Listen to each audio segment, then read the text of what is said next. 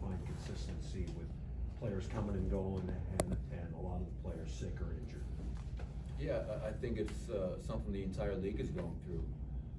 You can't control injuries, you can't control COVID, but you know each team has been decimated at their own unique times during this first half of the season. You know, Will Barton is out with COVID protocol. I mean, yesterday, you know, when I went to bed, I wasn't sure if Austin Rivers would be able to play today. You know, he had a scary incident yesterday. You know, you make a trade and you bring in a guy like Rodney McGruder, you sign James Ennis. You know, we just made, you know, Davon Reed a two-way. I mean, the amount of moves that have been made in the last, like 2 weeks just seems like it's crazy. But the most important part of your question, Chris, is how hard is it to be consistent every night when you don't have a consistent roster? That's really hard. When you have coaches in and out, when you have players in and out, it makes it hard to get any kind of a rhythm and consistent rhythm, most importantly. How do you weave the news guys in if they don't know the system? I mean, how quickly do they learn it? Well, the great thing about, you know, a guy like Rodney McGruder and James Ennis, they're vets.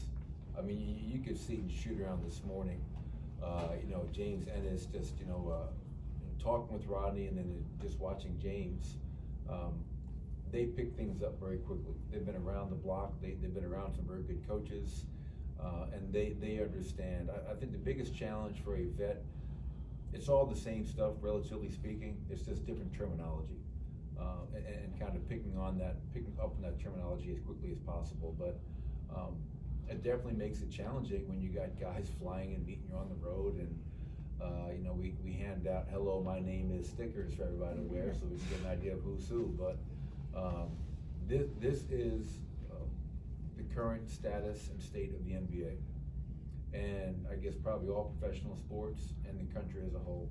So how do you deal with it? And I think our guys are doing. You know, we're 5-2 in our last 7 games, considering all that, and I think that's pretty remarkable. Michael, does that make what Nikola's doing all the more amazing? Because, like, it's one thing to know you're not going to have Jamal Murray and Michael Porter for a certain length of time, but then you've got all these new pieces around him, and he's still kind of doing what he does. Yeah, I mean, it's, you know, we don't ever take him for granted in Denver. You know, I think he is one of the more disrespected reigning MVPs that I can think of in terms of the attention that he gets. You know, but if you open up the dictionary and you look up the word consistency, there's going to be a picture of Nikola there, and that's going back to the bubble. That's going back to a 72-game season last year, and this year. With, yes, to your point, we knew Jamal was going to be out for an extended period, but when you add a Michael Porter, when you add a PJ Dozier to that list, it even becomes more incredible what he's doing. He doesn't get too high, he doesn't get too low, he just stays right in the middle, and you know what you're going to get from him every single night. And to me, that's one of the great definitions of greatness, and that's why Nikola is one of the best to do it. His scoring and rebounding, like in the last 7 games, but even more than that, but like has been pretty amazing. Is he better than he was last year? I think great players, you know, I remember when I was young, and you remember the Larry Bird, Magic Johnson, Converse weapon commercials, and those guys would go into the offseason figuring out ways, well, how can I even be better next year? What can I add to my game? I don't think Nikola's, you know, adding a sky hook or something different to his game, but I just think it's that constant work. I mean, I wish you guys could see, when we warm up for practice, he goes through warm-ups harder than anybody. After every game that we play, he works out harder than everybody. So what a great example that your best player, the reigning MVP, is also your hardest worker. So it is incredible when you look at the numbers he's putting up and how no matter who's around him, and I actually think he takes more satisfaction in winning games when he has no one around him. It's just really incredible what he's doing and the efficiency in which he's doing so. Michael, how do you think he's handled the ups and downs of this season? I'm sorry, what was that? I saw on the note about Jokic, how do you think he's handled, just from a leadership standpoint, the ups and downs of this season? Oh, I think he's been tremendous. You know, when you really take a step back and take into account everything on his plate, you know, just got married, just had his first kid. I think those of us in this room that have kids, young kids, know that those are life-changing moments. He went from going home after shooting down to playing video games. Now he's going home and being a dad. You know, that is added to your responsibility as a husband, as a father. And the fact that, okay, well, Jamal's out. All right, now Michael's out, and this guy's out, and that guy's out. There is no panic, there is no concern. It's all right, well, I'm gonna go out there and do my job. And the best thing about Nikola is that he has the ability to make everyone around him better, no matter who that is. And that's one of the other definitions I use to define a great player, those that make everyone around them better. And he's done that in these last 3 years, going on 4 years now, you know, better than anybody else in the league, in my opinion. When you say the disrespect that he has gotten, are there parts of his game do you think that aren't fully appreciated? I just think it's the overall. You know what I mean? I just think it's the overall. I mean, Nikola Jokic is not sexy. He's just not.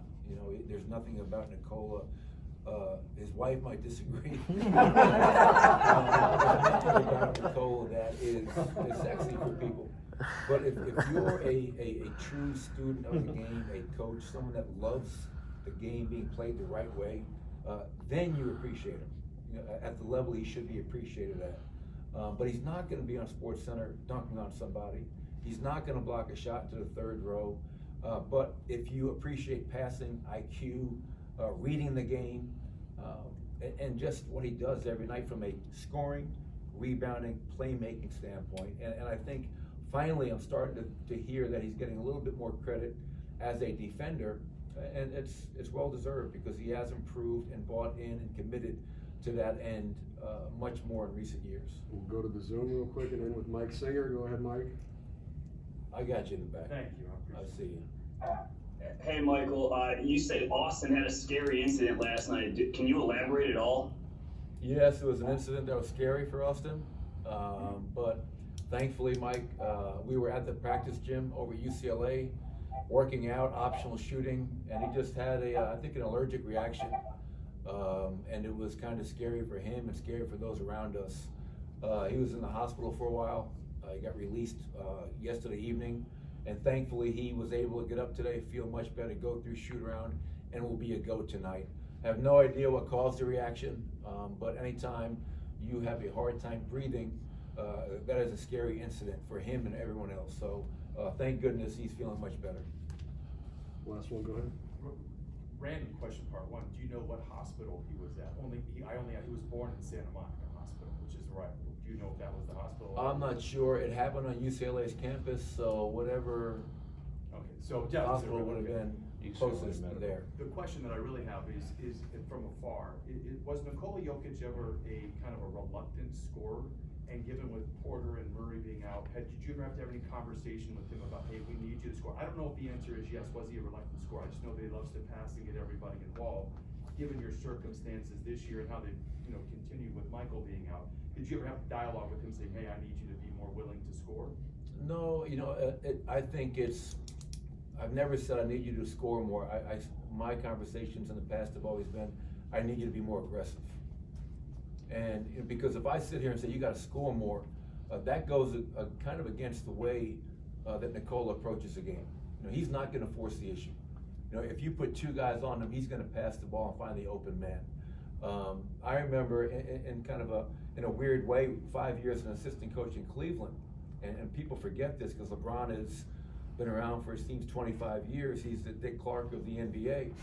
This guy was getting criticized early on in his NBA career for end-of-game situations, being double-teamed, triple-teamed, passing to the open man, and that man may miss the shot, and LeBron was getting criticized for that. And the reason I bring that up, I'm not saying Nikola and LeBron are the same player, but they approach the game the same way. They're going to play the game the right way. So my thing with Nikola is be more aggressive. Teams are lately, the last probably 10 games, Nikola has seen more double teams than he's seen in the last 7 years. Last 7 games, we're shooting 31 from 3 until we start making shots. We're going to continue to see double teams, but he's going to continue to make the right play, as opposed to just taking tough shots over 2 defenders. It's just how he's wired, and I appreciate that is his approach, and that's how his perspective on the game is. Thanks, everybody. Appreciate it. Thank you, sir.